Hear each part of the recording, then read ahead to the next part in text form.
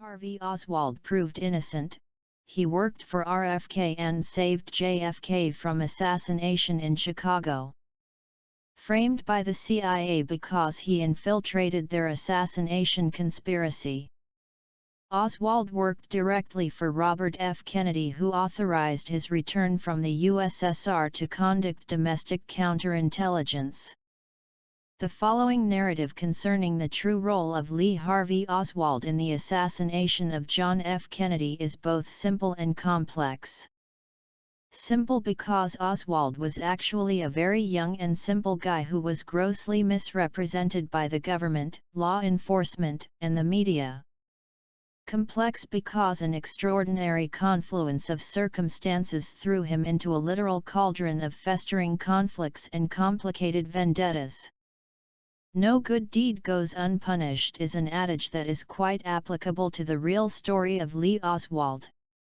His idealistic nature and ardent search for his mission in life propelled him into the most dangerous game on the planet in the early 1960s.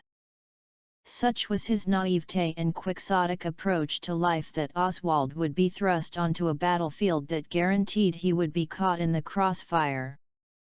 And so he was on November 24, 1963. 1. Whatever you have heard about Lee Harvey Oswald has most likely originated with the ultra-secret CIA assassination team which oversaw every aspect of President Kennedy's assassination. More accurately, it was their Langley-based propaganda arm, as well as numerous organs of disinformation that were responsible for the entire JFK assassination cover-up. Therefore, it is imperative to suspend any and all judgment concerning Lee Harvey Oswald, LHO, while reading this authoritative account. The evidence and testimony in this expose is as factual as it is credible and provides a penetrating insight into the modus operandi of the typical CIA assassination and/or false flag operation. All of these new details surrounding the true relationship between and among John F. Kennedy, Robert F. Kennedy and Lee Harvey Oswald have been corroborated as much as possible at this late date. Thanks to the Internet, there is now a wealth of information and data available concerning both the assassination and the cover-up. Events and meetings have been verified via the public record. Dates and times have been authenticated with actual news reports. Key individuals have been identified by first-hand accounts, as their accomplices have been confirmed. Critical relationships and conspiratorial collaborations have likewise been substantiated. In the end, Lee Harvey Oswald will be known as the unsung hero who was quite meticulously framed by the CIA, the FBI, and the Dallas Police Department. Framed because he was known by the CIA to be working very closely with the Kennedy brothers. John Kennedy was well known for his dissatisfaction with the CIA's incorrigible abuse of power and numerous rogue elements. Both he and Robert were intent on eliminating all the black operations conducted by the CIA in collaboration with the Mafia and Cuban exiles who wanted Fidel Castro dead. Particularly after the Bay of Pigs fiasco was JFK determined to rein in the CIA, if not shut it down altogether. The ensuing, unparalleled intragovernmental feud was going on at the same time that Bobby Kennedy had declared war on organized crime, especially the Italian mafia families in New York City, Chicago, and New Orleans.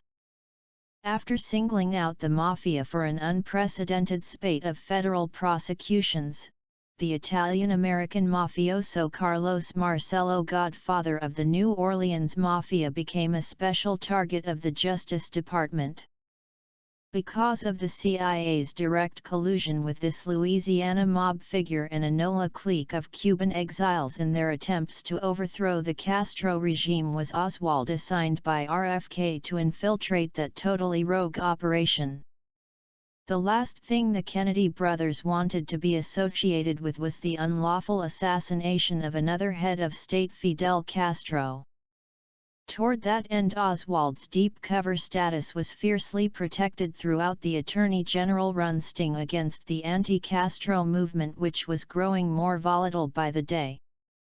The failed assassination attempts on Castro's life only seemed to increase the fervor of so many Cuban exiles who wanted their country back no matter how. Some of the more fanatical were contracted by the CIA to perform as hitmen and to do any other dirty work that the company, also known as the CIA, did not want to be directly affiliated with. New Orleans, where rogue CIA operatives, fanatical Cuban exiles, and revengeful Louisiana mafia intersect. This specific inter-party dynamic and the collaboration among these three groups is crucial to understand. They all had the same goal in mind: to take back Cuba. After all, Havana had become a veritable oasis for the international set of glitterati, gamblers, and gun runners. When Castro finally took over Cuba in 1959, he ended the party of all parties. Cuba was fast becoming the major link in the burgeoning international illegal drug trade. When he turned off the lights in the famous Havana casinos, he also terminated the illegal drug trafficking, which then closed down the highly profitable Cuban market. 1959 was not a good year in Cuba for those who saw their casinos shuttered, their drug and prostitution rings broken up, their loan sharking operations and protection rackets closed down, and their gun running terminated. A capitalist dream turned into a communist nightmare with the guerrilla revolution that overthrew the exceedingly corrupt regime of Fulgencio Batista. The very nexus of all these dubious activities, transnational illegal drug trafficking, was the core business that the CIA, the Cubans, and the Mafia shared. So profitable were their respective shares of the drug revenues that they were willing to anything to get it all back. For the die-hard Cuban capitalist, facing Castro's firing squads was completely out of the question. Hence, many an exile showed up in Miami and New Orleans, the two major hubs for the fleeing Havana exiles. New Orleans, however, became the magnet for those fanatics who would participate in any plot whatsoever that would allow them to reclaim their former piece of Cuban paradise. What united them more than anything was their hatred for Fidel Castro. When the Kennedy administration withdrew their support for this cause, the Cuban exiles redirected their intense hatred toward the president, as did the involved mafia families and many rogue elements within the CIA. Come the fall of 1963, these animosities had been festering for years and looking for an outlet. All three parties, the CIA, the Cuban exiles, and the Mafia, shared the same agenda and had conveniently overlapping goals. Each of them felt betrayed by the Kennedys after the Bay of Pigs debacle, although the administration felt they had been betrayed by the CIA and the Joint Chiefs. Nevertheless, President Kennedy fell squarely within their crosshairs that November. All the pent-up rage was quite purposefully channeled toward JFK's demise, by those stakeholders who truly controlled the realm. The above photograph was taken in a nightclub in Mexico City on January 22, 1963. All of the men in the photograph are members of Operation 40, a Central Intelligence Agency-sponsored undercover operation in the early 1960s. The group was initially formed to seize political control of Cuba after the Bay of Pigs invasion. Its primary function included an ultra-secret CIA assassination team that was mobilized to execute heads of state, politicians, military officers, etc. in nations identified for regime change. The Cuban angst context is what compelled Bobby Kennedy to employ Lee Harvey Oswald. Robert F. Kennedy knew that multiple plots were afoot to bring them down. Where his older brother John, by 8 years, had managed to live through World War II and seen the horrors of war, Bobby had not. Whereas JFK was known to have some very serious medical conditions that required regular monitoring, Bobby was young and healthy. He, too, had aspirations of being president one day, after a successful stint as Attorney General within the wildly popular Kennedy administration. Therefore, his instincts for self-preservation were greatly sharpened, unlike JFK, who knew he could take the hit at any time. As Attorney General, Bobby was much more aware of the scuttlebutt on the street, especially on the streets of New Orleans and Miami. He was also privy to much inside information from his eyes and ears within the organized anti-Castro movement. The investigative apparatus of the Justice Department also provided him with massive amounts of privileged information, especially in regard to Jack's pet project exposing illegal CIA-sponsored anti-Castro activities. For it was this particular pretext that JFK would use to forever shut down the CIA. Allen Dulles, the first civilian director of the CIA, was deeply involved in regime change around the globe. After the failed Bay of Pigs operation, regime change in Cuba became much more unlikely, as history has shown. In autumn 1961, following the Bay of Pigs incident, Dulles and his entourage, including Deputy Director for Plans Richard M. Bissell, Jr., and Deputy Director Charles Cabell, were forced to resign too. The firing of Allen Dulles proved to be the most consequential act by President Kennedy, as it greatly fueled the Cuban angst problem. There is another very significant backstory to the burgeoning anti-Castro movement that revolves around heavyweights like George H. W. Bush, Richard Nixon, Barry Goldwater, Allen Dulles, J. Edgar Hoover, Lyndon B. Johnson, and some very powerful conservative businessmen. There's no question that these high-profile political powerhouses were being pushed by their corporate overlords to undo the Cuban Revolution. Not only did they not want a communist state in their backyard, they didn't want their myriad commercial interests threatened throughout Central and South America. The specter of industry-wide nationalizations was already looming in various left-leaning countries. Rogue elements within the CIA, fanatical Cuban exiles, avaricious Nola mafioso and the like were merely the tools in this raging war between capitalism and communism. Their collective hatred and deep-rooted fear of communism became the central organizing principle for a virtual conglomerate of various government institutions and corporate entities. Castro's Cuba was regarded as anathema to this burgeoning movement. The Kennedys and Kings were simply no match during the tumultuous 1960s. History was overwhelmingly on the side of the warmongers, not the peacemakers, as the shocking succession of tragic assassinations during the 60s demonstrated. Come 1963, 2 years after the Bay of Pigs, the frustration and anger was to reach a boiling point. All the money and resources, time and energy, personnel and training that were marshaled toward assassinating Fidel Castro were simply redirected toward assassinating President Kennedy. Even the assassination training camps owned by Mike McClaney in Lacombe, Louisiana were teeming with angry Cuban exiles, mafia hitmen and rogue CIA agents.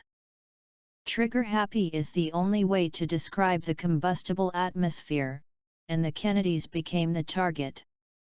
For these, and other reasons, Bobby Kennedy chose Lee Harvey Oswald as an ultra-secret, super-classified counterintelligence asset to infiltrate the CIA Cuban Mafia movement. In that capacity, Oswald literally functioned as a one-man domestic counterintelligence operation. Because he was born in New Orleans, he knew well the lay of the land there. He also lived in Dallas upon his return from the USSR since his mother and brother had moved there. However, it was his lifelong affinity to socialism and communism which made him a natural fit for the mission that RFK had in mind. Because Oswald had a long-standing interest in communism, he defected to the USSR at a very young age just before turning 20. This extraordinary initiative alone demonstrated his unusual courage and commitment to act on his convictions. Certainly, to proceed with that major move, especially given the Red Scare political climate of the 1950s, was to go against the grain in a most counter-cultural way. Therefore, RFK knew he had an extremely unique character in the person of Oswald, someone who was brave enough to walk into the fire pit of the New Orleans-based, CIA-controlled, anti-Castro movement.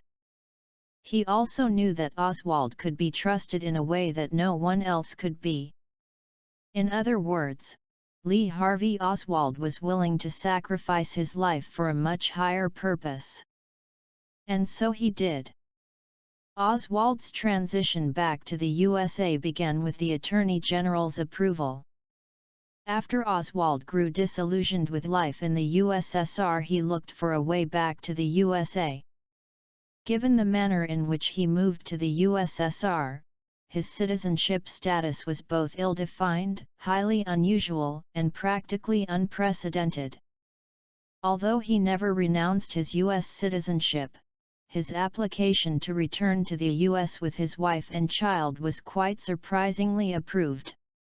Not only was his Russian wife, Marina, permitted to emigrate, the U.S. Embassy gave Oswald a repatriation loan of $435.71. Qualified researchers have noted that such an accommodation from the State Department could only have been provided with the explicit approval of the U.S. Attorney General. Oswald, who had never formally renounced his U.S. citizenship, wrote to the U.S. Embassy in Moscow requesting return of his American passport, and proposing to return to the U.S. if any charges against him would be dropped. Another very curious and inexplicable thing occurred during Oswald's return to the States with his family. When Oswald, Marina, and their infant daughter left for the United States, they received no attention from the press, much to Oswald's disappointment. This particular non-event speaks volumes, especially in light of the obvious Cold War PR success that such a repatriation would have represented.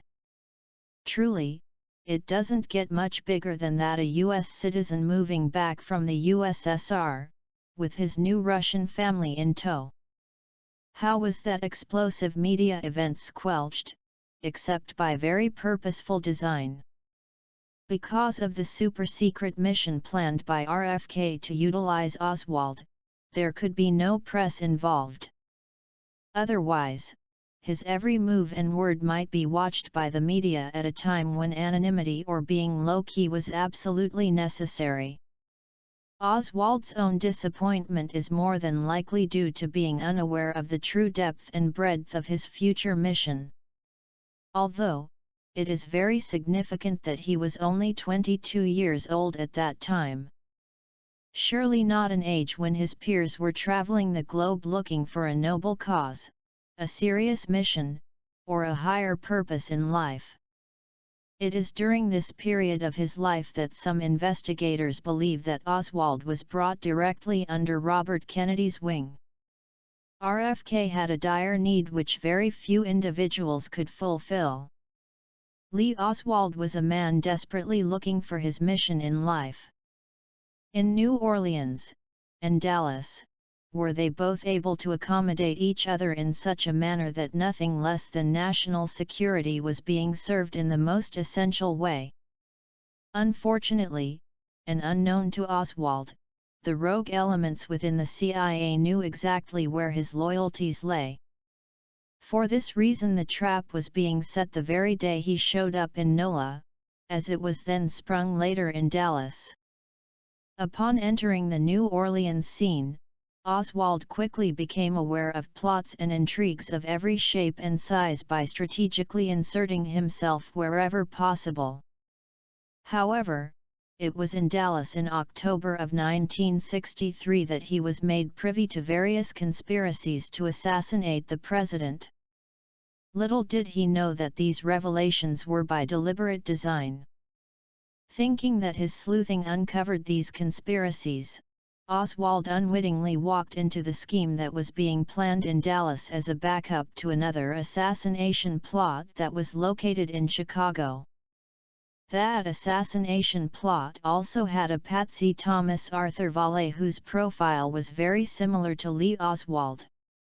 The real irony: it was Oswald who helped save JFK from an assassination plot 3 weeks earlier in Chicago. In so doing, he sealed his own fate. Only because of the aborted assassination attempt on JFK 3 weeks earlier on November 2, 1963 in Chicago did Oswald ultimately become the fall guy in Dallas. Not only did Oswald have nothing to do with the assassination of John Kennedy, he was actually working to uncover different assassination angles for Robert F. Kennedy. After becoming aware of the Chicago assassination plan, Oswald phoned in a tip to the FBI warning JFK not to travel to Chicago on November 2, 1963. Kennedy's inner circle then used a pretext to cancel his visit to Chicago, thus postponing his murder by another group of assassins utilizing high-powered rifles.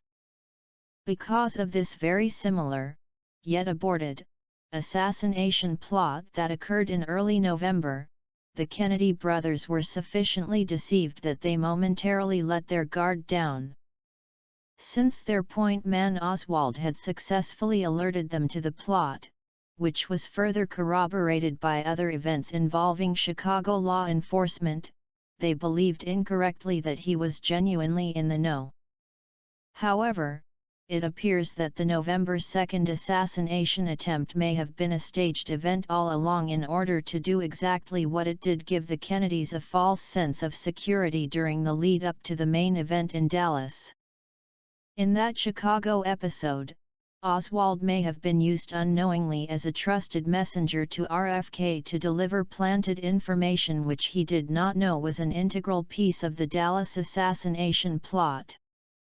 Also unknown to Oswald, the CIA execution team was quickly gearing up to execute their Plan B scheduled for Dallas on November 22.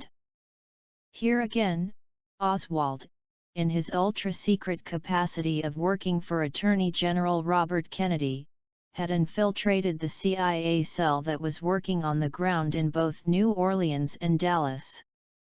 This CIA advance team was getting everything ready in and around Dallas for the very public execution, one that JFK knew would happen sooner or later. Toward that end, the CIA had begun setting the trap for LHO in the Texas School Book Depository building in Dallas, where he was given a job. All CIA assassinations and false flag operations have the same modus operandi. Understanding the time-honored structure and process of CIA black operations, Black Ops, is critical to fully comprehending how Lee Oswald was played. As follows. First, all CIA Black Ops are conducted in a highly compartmentalized fashion whereby each individual participates on a strictly need-to-know basis. Second, the fewest number of participants necessary are chosen for each component and phase of the operation. Third, there is minimal contact between the hitmen and their handlers, between the decision-makers and the planners, between the financiers and their bag men. Likewise, every phase of the Black OP is implemented with the same degree of attention to these procedural details. In this way, Oswald only knew what he was told by perhaps one individual about a possible upcoming assassination plot in Dallas.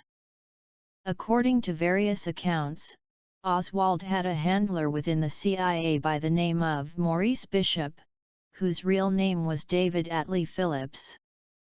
Phillips was Dallas-born and very well connected within the international intelligence community. His intimate involvement with the Alpha 66, an organization of anti-Castro Cubans, surely caught the attention of the Kennedy brothers. As a primary CIA liaison with the Cuban exile community, his high profile was very unlikely to be mistaken. It appears, however, that Oswald would ultimately be undone by this particular relationship, being told only that an assassination plan was in works, not the when and the where and the how. Alpha 66's founder, Antonio V. Shanna, claimed that during one of his meetings with Bishop aka David Atlee Phillips, Lee Harvey Oswald was also in attendance. Winston M. Scott, CIA station chief in Mexico City, asked Phillips to assume the post of Chief of Covert Action, which, according to Phillips, was a job Howard Hunt had held in the early 50s and in which Hunt had handled, among others, an American contract agent named William F. Buckley. According to House Select Committee on Assassinations, HSCA, investigator Gideon Fonzi, Phillips became Mexico City's chief of Cuban operations in September 1963, just before Oswald visited the city. Because of his extremely limited access to the actual CIA playbook that was being run in Dallas on November 22, it's apparent that Oswald was being fed incomplete and/or false information about the unfolding assassination plot. In order to keep him involved with the false conspiracy, Oswald's handler must have fabricated a storyline which did not include any of the real details that would have alerted him to the November 22 execution plan. As a matter of fact, Oswald's own supervisor at the Texas School Book Depository waved off Dallas police as they searched the building for an alleged gunman right after the assassination took place. Oswald had been sitting with his boss in the break room during the actual assassination and was unaware that the shooting had even occurred. This is when Lee Oswald went into panic mode. He instantly grasped the gravity of events that were swirling around him. In his realization that the assassination had taken place without so much as a hint from his handler, or from so many other well-connected contacts and co-conspirators, he understood that he might be set up to take the fall. His behavior and quick movements that afternoon then reflected his desperation, which only reinforced the guilty image that the feds were intent on projecting to the public. However, in the one nationally televised video recording where Lee Oswald loudly proclaimed his innocence and claimed complete ignorance of any murder plots, the CIA cover-up team knew they had a serious problem. Oswald was probably speaking directly to Bobby Kennedy when he made repeated requests for legal representation, see video below, as well as a cryptic plea for special protection while in police custody. In fact, Oswald had so many connections to so many power players within the NOLA underground that the establishment knew that any kind of a trial would be catastrophic for their cause. Lee Oswald was certain to be the proverbial loose cannon where it concerned the exposure of any and all plots to subvert the Kennedy administration or overthrow foreign governments. Even Robert Kennedy knew that Lee Oswald was dangerously radioactive. His future participation in a murder trial could prove to be disastrous for RFK because of his unique and under-the-radar relationship with him. Oswald's testimony might even be construed by CIA-controlled prosecutors as Bobby's complicity in the very assassination itself. However, as fate would have it, Lee Oswald was murdered by Jack Ruby while being transferred under police protection, under the glare of live media cameras. By quickly eliminating Oswald, the world would have closure, so the perpetrators thought. They also thought they could terminate all competing assassination theories by simply pinning it all on Lee Harvey Oswald. Instead, the whole Jack Ruby affair only opened up a vast number of possibilities that he was also a part of the real conspiracy, which he was. Which would then mean that Ruby himself was taking orders from someone above him within the overarching conspiracy. In this way, the whole misguided scheme has been systematically revealed over the years, piece by piece, person by person, part by part, perpetrator by perpetrator. So desperate are the real co-conspirators at the top not to be identified. As a matter of historical fact, the list of those dead and dying prematurely in the wake of the JFK assassination is seemingly endless. There are so many freak deaths and suicides, strange accidents and homicides, involving individuals associated with the assassination and its cover-up that it boggles the mind. Clearly, Lee Harvey Oswald did not know all of those people. The 3 CIA-controlled Trig German who shot Kennedy in a triangulated configuration on site were only known to but a very few. Of course, there were bagmen, and set-up men, and Secret Service supervisors, and CIA operatives, and Dallas policemen, and Cuban exiles, and mafia hitmen, as well as many others who knew exactly what was to happen on that fateful day in November. Quite unfortunately for Lee Oswald, he was one of the very few who really did not know that John F. Kennedy would be assassinated in Dallas on November 22 of 1963. Just how many lone nuts will the American people allow to be paraded across the mainstream media stage? How many patsies have the CIA and FBI set up over the intervening 50-plus years since the assassination of John F. Kennedy? That's why this particular piece of history is so important and simply won't go away. It just won't die. Actually, it keeps repeating itself because the US audience keeps falling for it. Isn't that why this story is still one of the biggest of its kind after so many years? Perhaps only the 9/11's false flag operation has commanded more research time and investigative energy. Everyone knows that the mainstream media, on behalf of the US federal government, keeps pumping out one false flag after another, planting them wherever their purposes are best served. Fabricating patsies and fall guys undoubtedly consumes a considerable amount of their institutional budgets and personnel time. Of course, the public never sees the multitude of black budget operations that are financed through the illicit drug trade. It has now been established that Sirhan did not kill Bobby Kennedy, just as James Earl Ray had nothing to do with the assassination of Martin Luther King, Jr. Even the Milk family has acknowledged that Ray was set up by law enforcement. Timothy McVeigh was obviously set up to take the fall for the Oklahoma City bombing. His van-delivered fertilizer bomb could never have produced the utter devastation sustained by the fastidiously imploded Alfred P. Murrah Federal Building. Likewise, the public record is replete with indisputable evidence and testimony which proves that 19 Muslim terrorists had nothing to do with the 9/11's false flag operation implemented by the U.S. federal government. Then there is the much more recent mass murderer Adam Lanza of Sandy Hook infamy. The most plausible scenario indicates that none of the school children were killed, or even injured. Read more about it.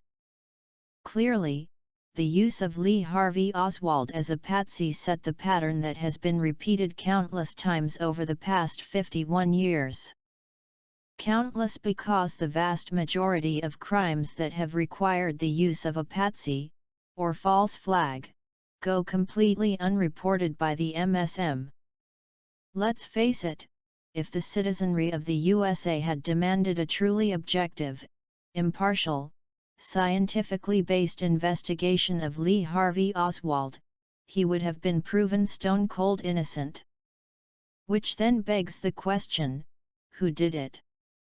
And, much more importantly, why did they do it? The establishment of the Assassination Records Review Board. The Assassination Records Review Board, ARRB, was created in 1992 after the release of Oliver Stone's film JFK. This board has prompted the release of over 2 million pages of declassified documents related directly to the assassination. According to Jim DiEugenio, a longtime JFK assassination researcher, the ARRB produced a literal treasure trove of new information. One of the most surprising things that the ARRB disclosed was the volume of files on Oswald held by both the CIA and FBI after both agencies had long denied that they had much paper on Oswald. But it was not just the volume of documents, but it was the unexpected direction they pointed.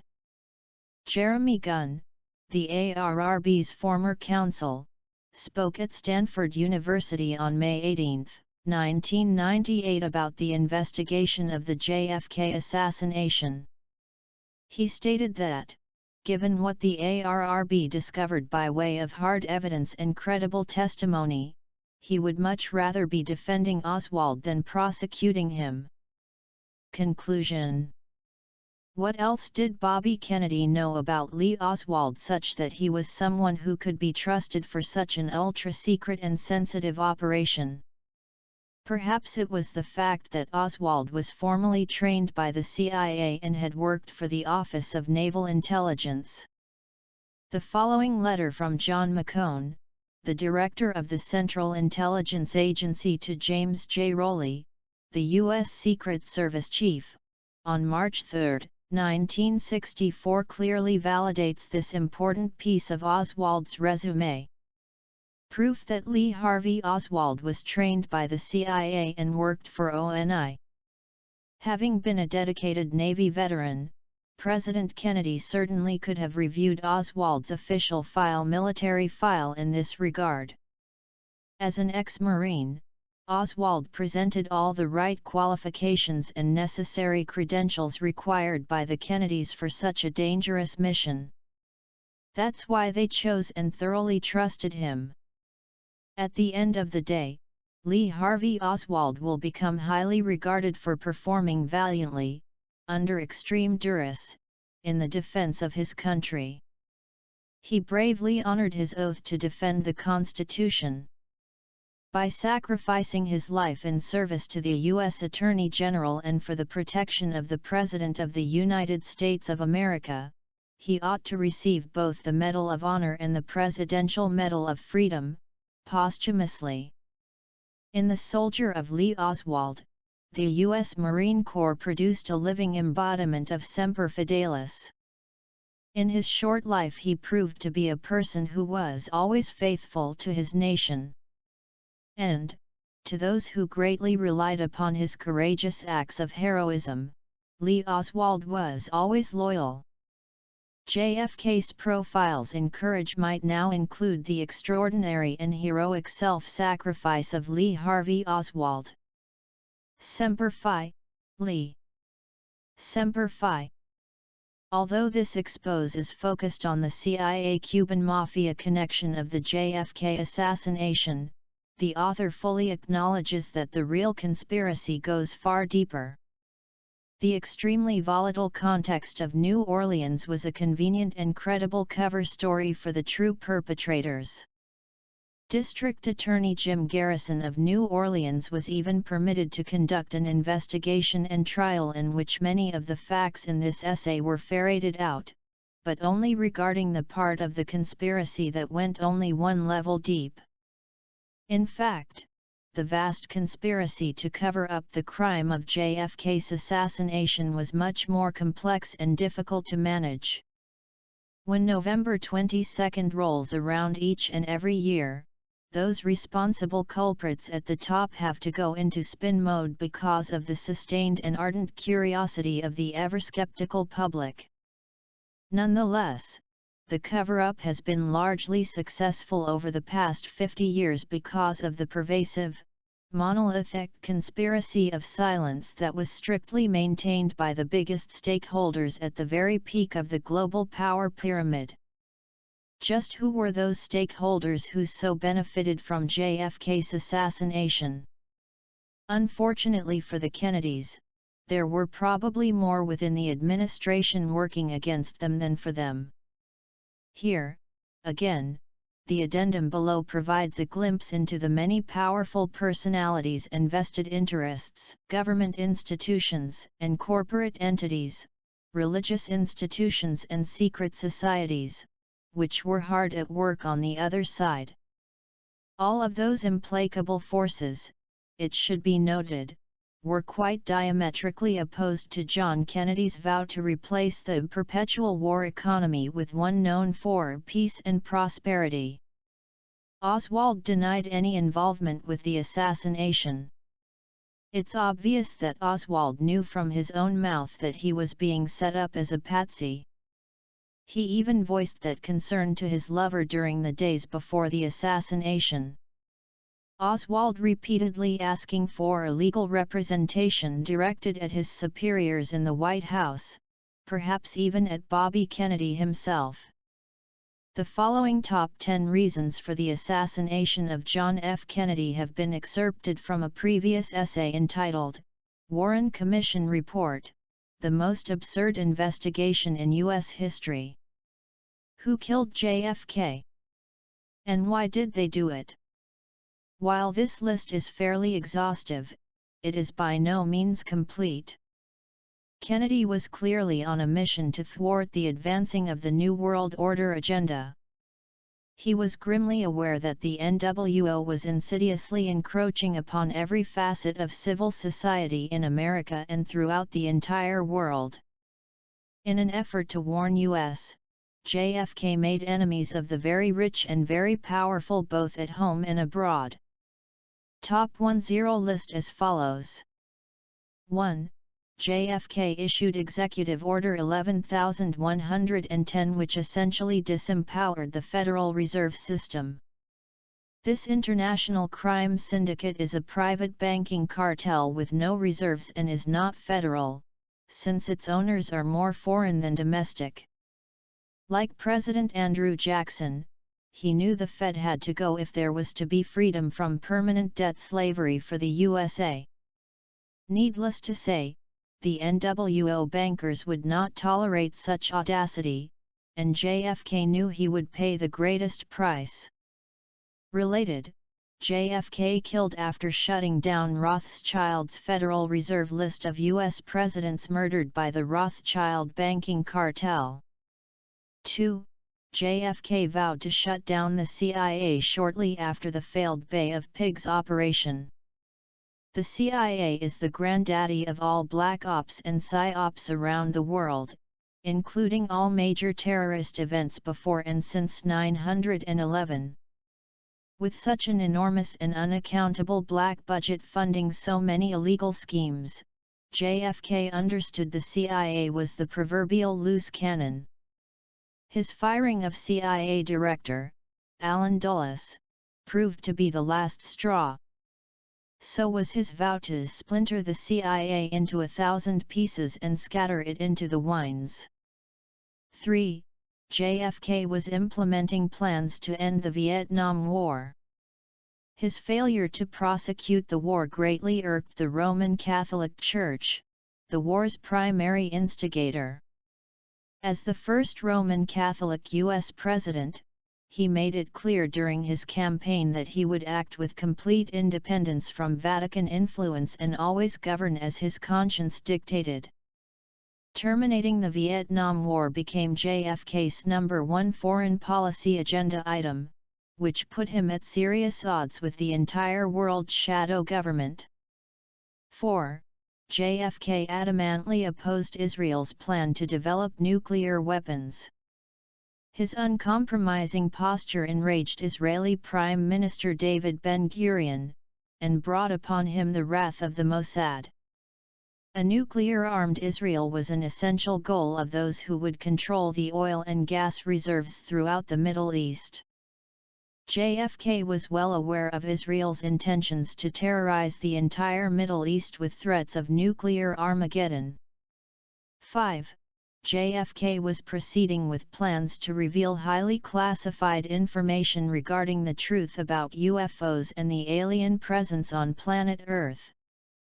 He was the only member of Majestic 12 that wanted full disclosure to the American people. That extraterrestrial biological entities existed fascinated JFK, and he felt the nation had a right to know. Such revelations would never be allowed by those who control the mainstream media and dictate world governance. 6. JFK issued a direct warning to all secret societies operating on U.S. soil. The Illuminati was not pleased. By taking concrete measures to expose their secret agendas and clandestine operations, he put himself at great risk and his entire administration in serious jeopardy. Nevertheless, JFK knew that his unprecedented revelations in this regard sealed his fate. It has even been asserted that he went to Dallas having been fully forewarned of the murder plot. Furthermore, he knew he was powerless to prevent a covert coup d'état engineered and executed by the secret societies. 7.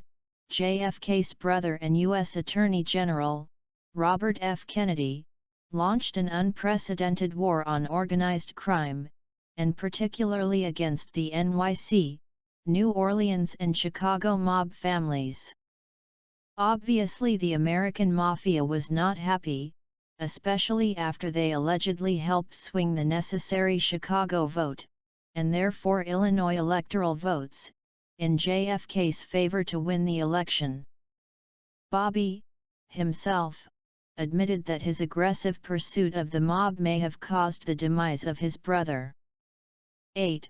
JFK inherited the most intense foreign policy hotspot known as Cuba, as well as the CIA's intention to assassinate Fidel Castro. The Cuban Missile Crisis had broad ramifications for his presidency, as well as for the Cold War. His decision-making independence throughout the crisis, especially his use of personal surrogates and unconventional process, would not be tolerated. However, it was the Bay of Pigs, BOP, fiasco and the withdrawal of Air Force support from the operation which turned the CIA against him for good. 9. JFK took up the torch of civil rights in a way that no other president did throughout the 20th century. His embrace of the civil rights movement drew close to him many who would try to sabotage his efforts by all means necessary. As the Great White Hope, JFK, and RFK, were considered to be a threat to those who would divide and rule through stoking racial hatreds. The Deep South was therefore a conducive environment to stage the assassination, just as Southerners murdered Abraham Lincoln post-Civil War. 10. JFK had very serious and powerful enemies in the form of Lyndon B. Johnson, George H. W. Bush, Richard N. Nixon, J. Edgar Hoover, Allen Dulles, Dean Acheson, Aristotle Onassis, Carlos Marcello, as well as the British Crown, whose intentions were well known by his ambassador father, Joseph P. Kennedy. The entire global power structure, particularly the U.S. military-industrial complex, and its many secret societies and covert organizations, were vastly arrayed against him. The world shadow government was determined to make an unforgettable example of him. Each of these 10 explanations standing alone would be considered extremely life-threatening to any sitting president of the USA. And these are just the top 10. There are many other brave initiatives undertaken by JFK which pitted him directly against the powers that be. Therefore, the real question is how JFK managed to survive as long as he did. Who killed JFK? And why did they do it? By Michael Thomas. Editor's note. John F. Kennedy knew that just a few years of systematic exposure of the New World Order agenda as implemented by the world shadow government would prove to be a boon to the future of humanity. And so it was. After all, once the JFK assassination conspiracy theories started to gain traction based on real merit, Pandora's box was literally opened for all time. People the world over soon realized that the great majority of historic events over the last 100 years were the product of equally calculated, complex and convoluted conspiracies. Yes, John F. Kennedy, working together with his brother, Robert F. Kennedy, and Lee Harvey Oswald, have shown the world that much of what we're told is quite different from reality. So different, in fact, that were the truth widely known, this whole plane of existence would transform itself in a day and a night. Case closed. Or? What do you think? Was Oswald a patsy? Please comment below and let us know what you think really happened to JFK.